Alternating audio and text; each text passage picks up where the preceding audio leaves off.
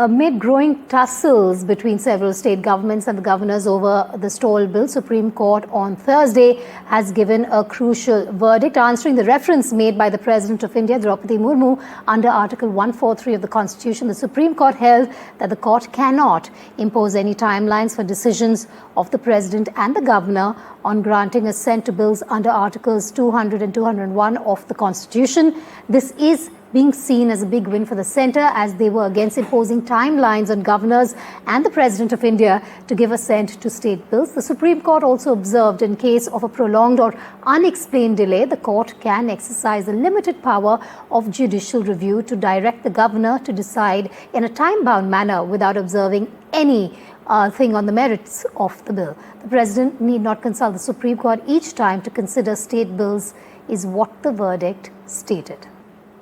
Well, yes, Vedika, this can be said to be a win for the central government and also, in fact, the BJP-ruled states, because they had, in fact, asked that timelines should not be imposed on presidents and governors when they are deciding whether they want to give their assent to the bills passed by state legislative assemblies. Now, remember, this verdict came in the Tamil Nadu government's case, where their governor had, in fact, delayed several bills, at least 10 bills, for over a year.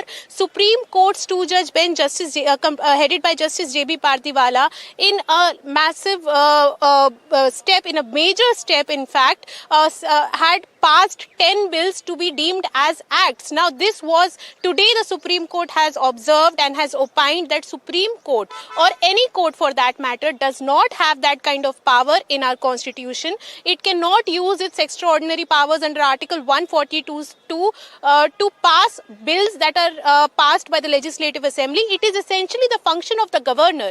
At the same time, the Supreme Court said that there is a need to uphold the principles of federalism and balance of powers that are enshrined in our constitution, and the court said that when it finds that the governor has in fact caused an inordinate delay in passing the bills, the Supreme Court can then say that please do it in a time-bound manner, but it cannot set timelines. Remember, in the Tamil Nadu case, the Supreme Court had set a 1 month to 3 month timeline, a deadline on both governors and presidents for bills throughout the country, throughout the state assemblies. So this was being seen as a major override by the Supreme Court. Now the court has taken a step back and has clarified its role as well as the governors and the presidents when it comes to state assembly bills.